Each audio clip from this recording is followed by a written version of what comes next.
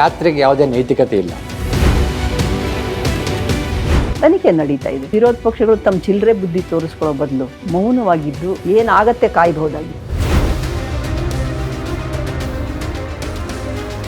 ಸಿದ್ದರಾಮಯ್ಯನವರಿಗಿರುವ ಜನಬೆಂಬಲವನ್ನು ಯಾವ ರೀತಿ ಕಡಿಮೆ ಮಾಡಬಹುದು ಅನ್ನೋದ್ರ ಬಗ್ಗೆ ಬಿಜೆಪಿ ಈ ತಂತ್ರಗಳನ್ನು ಹೆಣಿತಾನೆ ಬಂದಿದೆ. ಒಕ್ಕಲಿಗರಾಗಿರ್ಬೋದು, ಲಿಂಗಾಯತರಾಗಿರ್ಬೋದು, ಬ್ರಾಹ್ಮಣರಾಗಿರ್ಬೋದು, ಅವ್ರು ಯಾರೂ ಒಬ್ಬ ಕುರುಬ ಸಮಾಜದಿಂದ ಬಂದಂಥ ವ್ಯಕ್ತಿ ಮುಖ್ಯಮಂತ್ರಿ ಆಗೋದಕ್ಕೆ ಇಷ್ಟಪಡ್ತಾ ಇಲ್ಲ. ಸಿದ್ದರಾಮಯ್ಯನ ಒಬ್ಬ ವ್ಯಕ್ತಿಯಾಗಿ ಮಾಡಿ ನೀವು ನೋಡಬೇಡಿ, ದಯವಿಟ್ಟು ಅವರನ್ನೊಂದು ಶಕ್ತಿಯಾಗಿ ನೋಡಿ. ಈ ಮುಡಾ ರಾಜಕಾರಣ ಸಂಪೂರ್ಣವಾಗಿ ರಾಜಕೀಯ ಪ್ರೇರಿತವಾಗಿದ್ದು, ಹಿಂದುಳಿದ ರಾಜಕಾರಣವನ್ನು ಸೋಲಿಸ್ಲಿಕ್ಕಂತಲೇ ಈ ಪ್ರಬಲ ಜಾತಿಗಳು ಮಾಡ್ತಿರುವಂಥ ರಾಜಕಾರಣ ಆಗಿದೆ. ಜನಸಾಮಾನ್ಯರ ಯೋಗಕ್ಷೇಮವನ್ನು ರಕ್ಷಿಸೋದಕ್ಕೆ ಅವರು ನಿಂತಿದ್ದಾರೆ. ಅದನ್ನು ಹಾಳು ಮಾಡಿದರೆ ಮಾತ್ರವೇ ಇಲ್ಲಿ ಕಾಂಗ್ರೆಸ್ ಪಕ್ಷಕ್ಕೆ ನಾವು ಕುಂದು ತರಬಹುದು ಅನ್ನೋದು ಈ ವಿರೋಧ ಪಕ್ಷಗಳ ಹಂಚಿಕೆಯಾಗಿದೆ.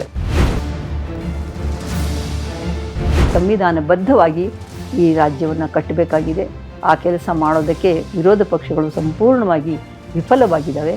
ಅದಕ್ಕೆ ಸಾಕ್ಷಿ ಇವತ್ತು ಸಿದ್ದರಾಮಯ್ಯನವ್ರ ಮೇಲೆ ಕೆಸರಿರಿಸ್ತಾ ಇರುವಂಥದ್ದು.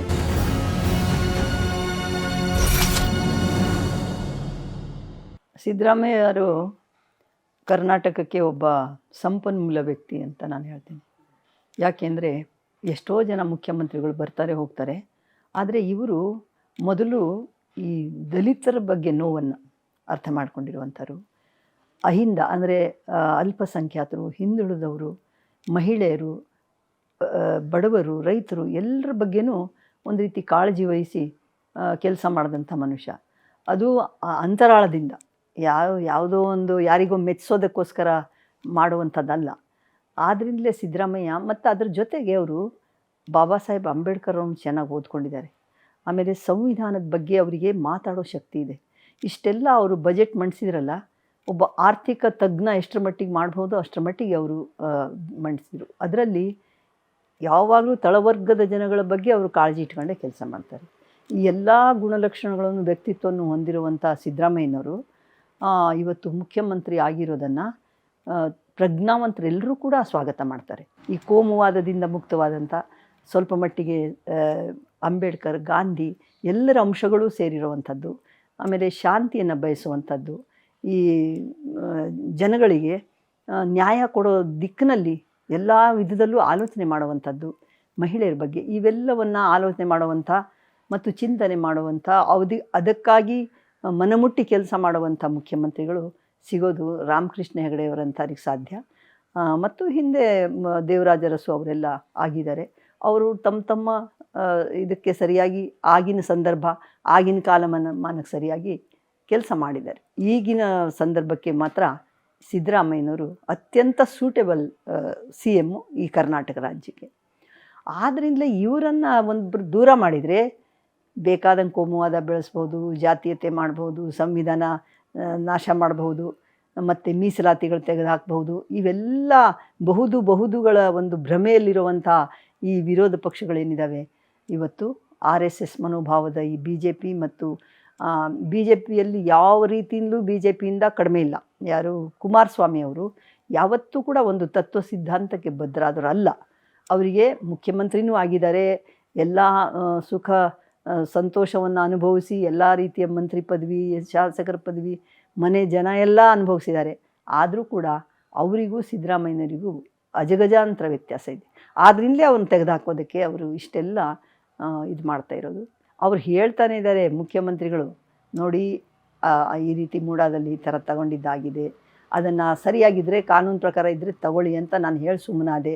ಅವರು ಆ ರೀತಿಯಲ್ಲಿ ಕೊಟ್ಟಿದ್ದಾರೆ, ಅವ್ರು ತಗೊಂಡಿದ್ದಾರೆ. ಮತ್ತು ಅದರಲ್ಲಿ ನನ್ನ ಯಾವ ಪಾತ್ರ ಇಲ್ಲ ಅಂತ ಹೇಳಿದ್ದಾರೆ. ಅವ್ರ ಪಾತ್ರ ಇಲ್ಲ ಅಲ್ಲಿ. ಆಮೇಲೆ ಕೊಟ್ಟವರು ಅದನ್ನು ಏನು ತಾವು ತಪ್ಪು ಮಾಡಿದ್ದಕ್ಕಾಗಿ ಬೇರೆ ರೀತಿಯಲ್ಲಿ ನಾವು ಕೊಟ್ವಿ ಅಂತಲೂ ಹೇಳಿದ್ದಾರೆ. ಆದರೂ ಕೂಡ ಅವರು ತನಿಖೆಗೆ ಒಂದು ಅವಕಾಶ ಮಾಡಿದ್ದಾರೆ. ತನಿಖೆ ನಡೀತಾ ಇದೆ. ಅಂಥ ಸಂದರ್ಭದಲ್ಲಿ ವಿರೋಧ ಪಕ್ಷಗಳು ತಮ್ಮ ಚಿಲ್ಲರೆ ಬುದ್ಧಿ ತೋರಿಸ್ಕೊಳ್ಳೋ ಬದಲು ಮೌನವಾಗಿದ್ದು ಏನಾಗತ್ತೆ ಕಾಯಬಹುದಾಗಿತ್ತು. ನಿಜವಾಗಿಯೂ ಅಂದರೆ ನಾಚಿಕೆಯಿಂದ ತಲೆ ತಗ್ಗಿಸುವಂಥ ಕೆಲಸವನ್ನು ಮಾಡಿದ್ದಾರೆ. ಹಿಂದಿನ ಯಡಿಯೂರಪ್ಪ ಆಗಿರ್ಬೋದು, ಬೇರೆ ಕುಮಾರಸ್ವಾಮಿಯವರ ಕುಟುಂಬದವರಾಗಿರ್ಬೋದು, ಇವರೆಲ್ಲರೂ ಕೂಡ ಯಾವುದೇ ಒಂದು ರೀತಿಯ ಒಂದು ಆದರ್ಶವನ್ನು ಪಾಲನೆ ಮಾಡಿ ಹೌದಪ್ಪ ಈ ಕರ್ನಾಟಕ ರಾಜ್ಯಕ್ಕೆ ಇವರು ಮಾದರಿಯ ವ್ಯಕ್ತಿ ಆಗಿದ್ದಾರೆ ಅಂತ ಅನ್ನಿಸ್ಕೊಳ್ಳುವಂಥ ಕೆಲಸ ಖಂಡಿತ ಮಾಡಿಲ್ಲ. ಅವರು ಮಾಡ್ತಾ ಇರೋದೇನಪ್ಪ, ಇವ್ರನ್ನ ಏನಾದರೂ ಮಾಡಿ ತೊಲಗಿಸ್ಬೇಕು, ಅದು ಅವ್ರ ಗುರಿ. ಆದರೆ ಕರ್ನಾಟಕ ರಾಜ್ಯದ ಬಗ್ಗೆ ಕಳಕಳಿ ಇದ್ದರೆ, ಈ ಜನಗಳ ಬಗ್ಗೆ ಕಳಕಳಿ ಇದ್ದರೆ ಅಂಥ ಒಬ್ಬ ಮುಖ್ಯಮಂತ್ರಿ ಬಂದಿದ್ದಾರೆ ಇರಲಿ ಅನ್ನುವಂಥ ಭಾವನೆಯನ್ನು ನಾವು ವ್ಯಕ್ತಪಡಿಸ್ಬೇಕಾಗಿತ್ತು. ಅಂಥ ದೊಡ್ಡ ಮನಸ್ಸು ಅವ್ರಿಗಿಲ್ಲ. ಅವರು ಯಾವಾಗಲೂ ಸಣ್ಣತನದಲ್ಲೇ ಇರ್ತಾರೆ ಮತ್ತು ವಿಚಾರವನ್ನು ಬ್ರಾಡಾಗಿ ಅಂದರೆ ಸಂವಿಧಾನದ ಚೌಕಟ್ಟಿನಲ್ಲಿ ಅವರೆಂದೂ ನೋಡೋಕ್ಕೆ ಇಷ್ಟಪಡಲ್ಲ. ಮತ್ತು ಅವರಿಗೆ ಈ ಅಂಧ ಸಂಪ್ರದಾಯ, ಮೂಢನಂಬಿಕೆಗಳು ಇವುಗಳಲ್ಲೇ ಒದ್ದಾಡಬೇಕು ಅಂತ ಬಯಸ್ತಾರೆ ಅವರು.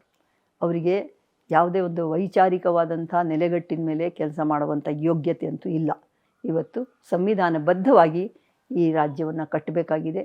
ಆ ಕೆಲಸ ಮಾಡೋದಕ್ಕೆ ವಿರೋಧ ಪಕ್ಷಗಳು ಸಂಪೂರ್ಣವಾಗಿ ವಿಫಲವಾಗಿದ್ದಾವೆ.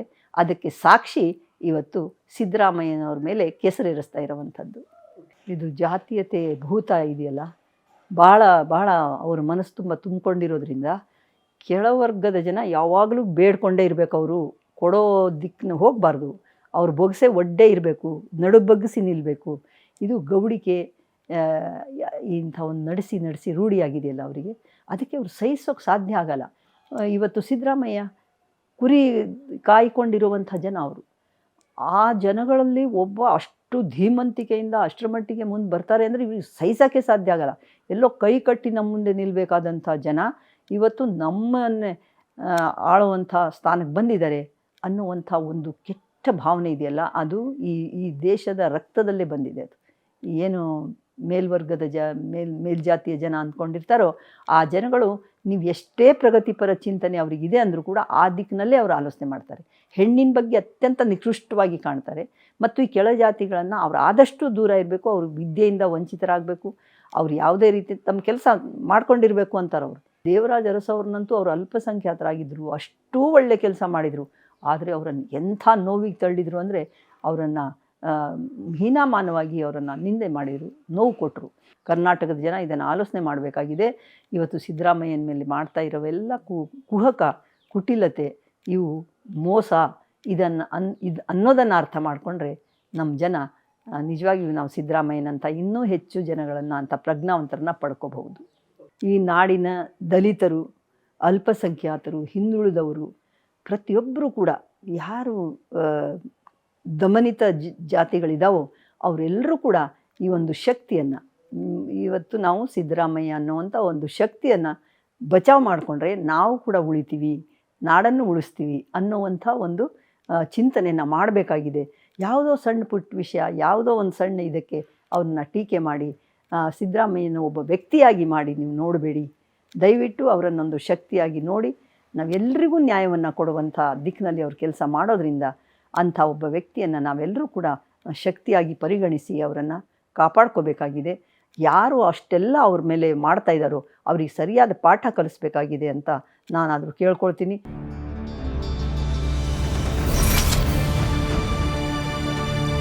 ಈಗ ಇವತ್ತಿನಿಂದ ಬುಡಾ ರಾಜಕಾರಣ ಶುರುವಾಗಿದೆ.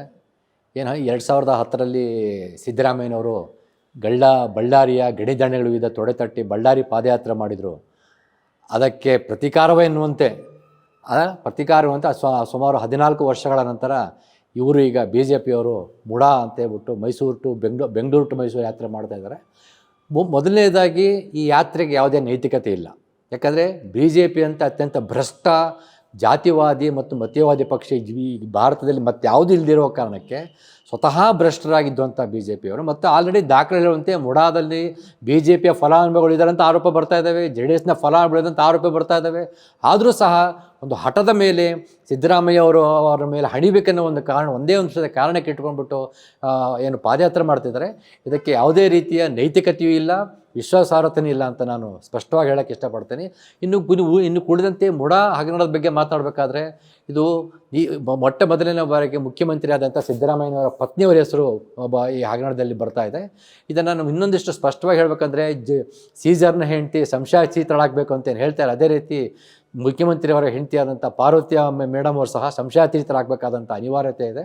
ಈಗ ಆಲ್ರೆಡಿ ಸಿದ್ದರಾಮಯ್ಯನವರು ಸ್ಪಷ್ಟೀಕರಣ ಕೊಟ್ಟಿದ್ದಾರೆ. ತಾಂತ್ರಿಕವಾಗಿ ಮುಂದಿನ ದಿನಗಳಲ್ಲಿ ಬಹುಶಃ ಅವರೂ ಸಹ ಪತ್ರಿಕಾಗೋಷ್ಠಿ ಮಾಡಿ ಸ್ಪಷ್ಟೀಕರಣ ಕೊಡಬೇಕಾದಂಥ ದಿನಗಳು ಬರ್ತವೆ. ಯಾಕಂದರೆ ಒಂದು ಹಗರಣ ಸ್ವರೂಪ ಪಡ್ಕೊಂಡ್ಬಿಟ್ಟಿದೆ. ಅದೆಷ್ಟೇ ತಾಂತ್ರಿಕವಾಗಿ ಸರಿ ಇದೆ ಅಂತ ಹೇಳಿದ್ರೂ ಸಹ ಅದಕ್ಕೊಂದು ಹಗರಣ ಸ್ವರೂಪ ಪಡ್ಕೊಂಡಿದೆ. ಮತ್ತು ಮುಖ್ಯಮಂತ್ರಿಗಳಾಗೋ ಕಾರಣಕ್ಕೆ ನಿಮಗೆ ಒಂದು ಹೇಳ್ತಾರಲ್ಲ, ಪ್ರೈಮ್ ಏರಿಯಾದಲ್ಲಿ ಸೈಟ್ ಸಿಕ್ಕಿದ ಒಂದು ಆರೋಪಗಳಿದಾವೆ. ಇದು ನೈತಿಕ ಪ್ರಶ್ನೆ ಆಗುತ್ತೆ. ಹೀಗಾಗಿ ನೈತಿಕತೆ ಪ್ರಶ್ನೆ ಉಳ್ಕೊಳ್ಳುತ್ತೆ. ತಾಂತ್ರಿಕತೆ ಪ್ರಶ್ನೆ ದಾಟಿದ್ರೂ ಸಹ ಸಿದ್ದರಾಮಯ್ಯಂತಹ ಬಹಳ ದೊಡ್ಡ ರಾಜಕಾರಣಿಗಳಿಗೆ, ಒಬ್ಬ ಜನನಾಯಕ ಅಂತ ಕರೆಸ್ಕೊಂಡವರಿಗೆ ಈ ನೈತಿಕತೆ ಪ್ರಶ್ನೆಗೆ ಉತ್ತರಿಸಿಕೊಡೋದಕ್ಕೆ ಕಷ್ಟ ಆಗಬಾರ್ದು ಅಂತ ನನ್ನ ವೈಯಕ್ತಿಕವಾದಂಥ ಅಭಿಪ್ರಾಯ ಅಂತ ಹೇಳ್ತಾ ಹೋಗ್ತೀನಿ. ಇದರ ಜೊತೆಗೆ ಮತ್ತೆ ಹೇಳ್ತಿರುವಂಥದ್ದು ಏತಕ್ಕಾಗಿ ಇದು ಒಂದು ಹುಟ್ಟಾಕಲಾಗ್ತಾ ಇದೆ ಈ ಥರದ ಒಂದು ಹಗರಣವನ್ನು ಅಂತಂದರೆ, ನಿಮಗೆಲ್ಲ ಗೊತ್ತು. ಸಿದ್ದರಾಮಯ್ಯನವರು ಹೇಳ್ಕೊಂಡಿದ್ದಾನೆ ಹಿಂದುಳಿದವನಾಗಿರೋದ್ರಿಂದ ಹಗರಣ ಹುಟ್ಟಾಗ್ತಾ ಇದ್ದಾರೆ ಅಂತ ಅನ್ನೋದನ್ನು ಸಿದ್ದರಾಮಯ್ಯ ಹೇಳೋದನ್ನು ಅನೇಕರು ಟೀಕಿಸಿದ್ದಾರೆ. ಒಂದು ಸಿಂಪತಿನ ಕ್ರಿಯೇಟ್ ಮಾಡ್ಕೊತ ಇದ್ದಾರೆ. ಅದಿರ್ಬೋದು, ಸಿಂಪತಿನ ಕ್ರಿಯೇಟ್ ಮಾಡ್ಕೊಂಡಿರ್ಬೋದು, ಇಲ್ದಿರ್ಬೋದು, ಅದೆಲ್ಲ ಪ್ರಶ್ನೆ. ಸಿದ್ದರಾಮಯ್ಯನವರು ಹೇಳ್ದಿದ್ರು ಸಹ ನಮಗೆ ಅರ್ಥ ಆಗ್ತಿರುವಂಥದ್ದು, ಈ ದೇಶ ಒಬ್ಬ ಕುರುಬ ಸಮಾಜದ ಕುರುಬ ಜಾತಿಯಿಂದ ಬಂದಂಥ ವ್ಯಕ್ತಿಯನ್ನು ಮುಖ್ಯಮಂತ್ರಿ ಆಗೋದಕ್ಕೆ ಇಷ್ಟಪಡ್ತಾ ಇಲ್ಲ. ಒಕ್ಕಲಿಗರಾಗಿರ್ಬೋದು, ಲಿಂಗಾಯತರಾಗಿರ್ಬೋದು, ಬ್ರಾಹ್ಮಣರಾಗಿರ್ಬೋದು, ಅವ್ರು ಯಾರೂ ಒಬ್ಬ ಕುರುಬ ಸಮಾಜದಿಂದ ಬಂದಂಥ ವ್ಯಕ್ತಿ ಮುಖ್ಯಮಂತ್ರಿ ಆಗೋದಕ್ಕೆ ಇಷ್ಟಪಡ್ತಾ ಇಲ್ಲ. ಮತ್ತು ಸಿದ್ದರಾಮಯ್ಯನವರು ಅಹಿಂದ ರಾಜಕಾರಣದಲ್ಲಿ ಯಶಸ್ಸು ಸಾಧಿಸಿದಾರೋ, ಅದರ ಒಂದು ತಾರ್ಕಿಕ ಹಂತಕ್ಕೆ ತೊಗೊಂಡು ಹೋಗಿದ್ದಾರೋ ಅದು ಗೊತ್ತಿಲ್ಲ. ಅದರ ಒಂದು ಅಹಿಂದ ಎನ್ನುವ ಒಂದು ಪರಿಕಲ್ಪನೆಯನ್ನು ರಾಜಕೀಯಗೊಳಿಸಿದ್ದು ಸಿದ್ದರಾಮಯ್ಯನವರು. ಮತ್ತು ಇವತ್ತಿಗೂ ತಳ ಸಮುದಾಯಗಳ ಜೊತೆಗೆ ಒಂದು ವೇವ್ ಲೆಂತಲ್ಲಿ ಅದರ ಜೊತೆಗಿರುವಂಥ ಒಂದು ಸಂಬಂಧ ಇಟ್ಕೊಂಡಿರುವಂಥ ಸಿದ್ದರಾಮಯ್ಯನವರು ಆಗಿರೋದ್ರಿಂದ ಅವರ ವಿರುದ್ಧ ಒಂದು ಜಾತಿ ಕಾರಣಕ್ಕೂ ಸಹ, ಹಿಂದುಳಿದವರು ಎನ್ನುವ ಕಾರಣಕ್ಕೆ ಹೋರಾಟ ಮಾಡ್ತಿರುವುದು ಸಹ ಒಂದು ಷಡ್ಯಂತರ ಮತ್ತು ಪಿತೂರಿ ಎನ್ನುವುದನ್ನು ಸಹ ಸ್ಪಷ್ಟವಾಗಿ ಕಾಣುತ್ತೆ. ಇದು ಸಿದ್ದರಾಮಯ್ಯನವರು ಹೇಳಿದ್ದಾರೆ ಅಂತ ನಾನು ಹೇಳ್ತಾ ಇಲ್ಲ, ಇದು ಕಾಣ್ತಿರುವಂಥ ಒಂದು ಒಂದು ಒಂದು ಒಂದು ಪಿತೂರಿ ಅಂತ ಹೇಳಬೇಕಾಗುತ್ತೆ. ಮತ್ತು ಇಂತಹ ಸಂದರ್ಭದಲ್ಲಿಯೂ ಎರಡನೇ ಬಾರಿ ಒಬ್ಬ OBC ಹಿನ್ನೆಲೆ ಬಂದಂಥ ರಾಜಕಾರಣಿ ಎರಡನೇ ಅವಧಿಗೂ ಸಹ ಮುಖ್ಯಮಂತ್ರಿ ಪದವಿಯನ್ನು ಪೂರೈಸಬಾರ್ದು ಎನ್ನುವಂತಹ ಒಂದು ಒಂದು ಒಂದು ಒಂದು ಕುತಂತ್ರ ಸಹ ಕಾಣುತ್ತೆ. ಯಾಕಂದರೆ ಸಿದ್ದರಾಮಯ್ಯ 5 ವರ್ಷ ಪೂಜಿಸಿದರೆ 10 ವರ್ಷಗಳ ಕಾಲ ಅಧಿಕಾರ ನಡೆಸಿದಂಥ ಒಂದು ಇದು ಸಿಗುತ್ತೆ. ಒಬ್ಬ ಹಿಂದುಳಿದ ವರ್ಗದಿಂದ ಬಂದಂಥವ್ರು, ಒಬ್ಬ OBC ಕುರುಬ ಸಮಾಜದಿಂದ ಬಂದಂಥವ್ರು 10 ವರ್ಷ ಮಾಡಿಬಿಟ್ರೆ ಈ ಜಾತಿ ಶ್ರೇಷ್ಠತೆಯಲ್ಲಿರುವಂಥ ಒಕ್ಕಲಿಗರಿಗೆ, ಲಿಂಗಾಯತರಿಗೆ, ಬ್ರಾಹ್ಮಣರಿಗೆ ಅರಸ್ಕೊಳ್ಳಿಕ್ಕೆ ಸಾಧ್ಯವಿಲ್ವೇನೋ. ಹೀಗಾಗಿ ಅದು ಕೂಡ ಕಾಣ್ತಾ ಇದೆ. ಇವೆಲ್ಲವೂ ಸಿದ್ದರಾಮಯ್ಯನವರಿಗೆ ನಾವು ನಿಮ್ಮ ನೈತಿಕತೆಯ ಪ್ರಶ್ನೆಗಾಗಿ ನಾವು ಅವರಿಗೆ ಪ್ರಶ್ನೆ ಮಾಡ್ತಲೇ, ಅವ್ರಿಗೆ ಒತ್ತಾಯ ಮಾಡ್ತಲೇ, ಇದು ನೈತಿಕತೆಯ ಪ್ರಶ್ನೆಯಾಗಿ ತೊಗೊಳ್ಬೇಕಂತ ಒತ್ತಾಯ ಮಾಡ್ತಲೇ ಈ ಮುಡಾ ರಾಜಕಾರಣದ ಮೂಲಕ ಒಬ್ಬ ಇಡೀ ಹಿಂದುಳಿದ ಮೂಮೆಂಟ್ಗೆ, ಹಿಂದುಳಿದ ಅನ್ನೋ ಕಾರಣಕ್ಕೆ ಏನು ಮಾಡೋಕ್ಕೆ ಹೋಗ್ತದೆ. ಒಂದು ಜಾತಿಗೆ ಮತ್ತೊಮ್ಮೆ ಹೇಳ್ತಾ ಇದ್ರಿ, BJPಗೆ ಯಾವುದೇ ನೈತಿಕತೆ ಇಲ್ಲ, ವಿಶ್ವಾಸಾರ್ಹತೆ ಇಲ್ಲ. ಅವರಿಗೆ ಈ ರೀತಿಯ ಒಂದು ಚಳುವಳಿ ಹಗರಣ ಮಾಡೋದಕ್ಕೆ ಅವ್ರು ರಾಜಕೀಯಕ್ಕಾಗಿ ಮಾಡ್ಬೋದು, ಅದನ್ನು ಅವ್ರ ಹಕ್ಕು, ಅದನ್ನು ನಾವು ತಡೆಯೋಕ್ಕಾಗೋದಿಲ್ಲ. ಆದರೆ ಅದಕ್ಕೆ ನೈತಿಕತೆ ಇರಬೇಕಾಗತ್ತೆ, ವಿಶ್ವಾಸಾರ್ಹತೆ ಇರಬೇಕಾಗತ್ತೆ. BJPಗೆ ಯಾವುದೇ ವಿಶ್ವಾಸಾರ್ಹತೆ ಇಲ್ಲ ಅಂತ ಹೇಳ್ತಾನೆ ಈ ಮುಡಾ ರಾಜಕಾರಣ ಸಂಪೂರ್ಣವಾಗಿ ರಾಜಕೀಯ ಪ್ರೇರಿತವಾಗಿದ್ದು, ಹಿಂದುಳಿದ ರಾಜಕಾರಣವನ್ನು ಸೋಲಿಸ್ಲಿಕ್ಕಂತಲೇ ಈ ಪ್ರಬಲ ಜಾತಿಗಳು ಮಾಡ್ತಿರುವಂಥ ರಾಜಕಾರಣ ಆಗಿದೆ.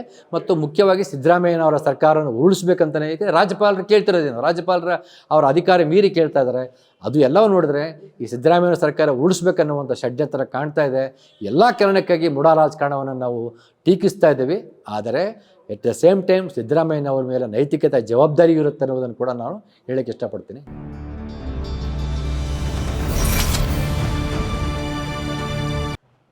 ಒಂದು ಹಗರಣ ಅಲ್ಲದ ಒಂದು ಹಗರಣನ ಬಳಸಿ BJPಯವರು ತಮ್ಮ ಎಂದಿನ ತಂತ್ರದ ಮುಖಾಂತರವಾಗಿ ಮುಖ್ಯಮಂತ್ರಿ ಸಿದ್ದರಾಮಯ್ಯನವರ ಮೇಲೆ ರಾಜಕೀಯವಾಗಿರುವಂತಹ ಒಂದು ದಾಳಿಯನ್ನು ನಡೆಸೋದಕ್ಕೆ ಪ್ರಯತ್ನ ಮಾಡ್ತಾ ಇದ್ದಾರೆ. ಇದರಲ್ಲಿ BJP ಪಕ್ಷ ಮತ್ತು ಅದಕ್ಕೆ ಸಂಬಂಧಪಟ್ಟ ಮಿತ್ರ ಪಕ್ಷಗಳು ಕೂಡ ಒಳಗಾಗಿರೋದು ಭಾಳ ದುರದೃಷ್ಟಕರವಾಗಿರುವಂಥ ಸಂಗತಿ.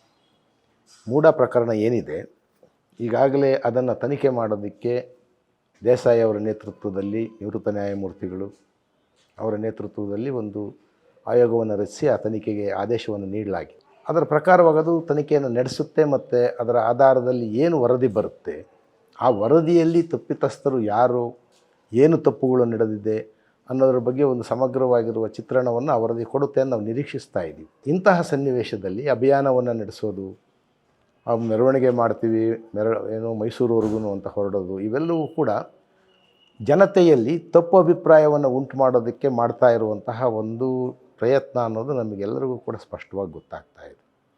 ಮುಖ್ಯಮಂತ್ರಿಗಳು ಇಲ್ಲಿಯವರೆಗೂ ತಮ್ಮ ಸಾರ್ವಜನಿಕ ಜೀವನದಲ್ಲಿ, ರಾಜಕಾರಣದಲ್ಲಿ ಈ ರೀತಿಯಾಗಿರುವಂತಹ ಹಗರಣಗಳಿಗೆ ಸಿಲುಕಿಕೊಂಡವರಲ್ಲ. ಭ್ರಷ್ಟಾಚಾರದ ಕಪ್ಪು ಚುಕ್ಕೆ ಅವರು ಇಷ್ಟು ವರ್ಷಗಳ ಅಧಿಕಾರಾವಧಿಯಲ್ಲಿ ಅವರು ಬೇರೆ ಬೇರೆ ಮಂತ್ರಿಯಾಗಿದ್ದಾಗ, ಉಪಮುಖ್ಯಮಂತ್ರಿಯಾಗಿದ್ದಾಗ, ಕಳೆದ ಸಲ ಮುಖ್ಯಮಂತ್ರಿಗಳಾಗಿದ್ದಾಗ ಮತ್ತು ಈಗ ಮುಖ್ಯಮಂತ್ರಿಗಳಾಗಿದ್ದಾಗ ಅವರು ವೈಯಕ್ತಿಕವಾಗಿ ಈ ರೀತಿಯಾಗಿರುವಂತಹ ಭ್ರಷ್ಟಾಚಾರ ಪ್ರಕರಣಗಳಲ್ಲಿ ಪಾಲ್ಗೊಳ್ಳುವಂತಹ ಒಂದು ಪ್ರಕರಣಗಳು ನಮಗೆ ಎಂದೂ ಕೂಡ ವರದಿಯಾಗಿಲ್ಲ.